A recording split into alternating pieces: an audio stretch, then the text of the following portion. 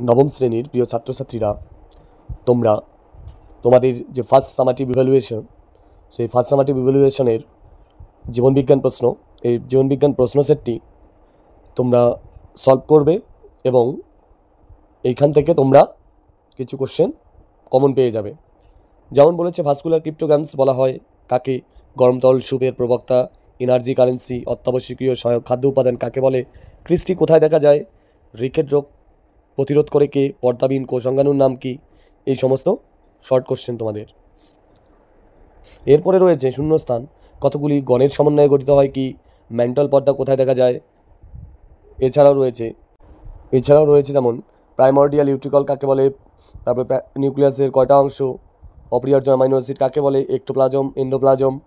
তারপরে রয়েছে যে এন্ডোপ্লাজমীয় জালিকার গঠন বর্ণনা করতে দিছে, এর দুটি কাজ লেখো, অথবা একটি উদ্ভিদ কোষের চিত্র অঙ্কন করতে বলছে। কর্ডেটা পর্বভুক্তের তিনটা বৈশিষ্ট্য করবে। শনাক্তকরণ কাকে বলে? তো প্রিয় ছাত্রছাত্রীরা, তোমরা এই প্রশ্ন সেটটি ভালো করে সলভ করে নেবে।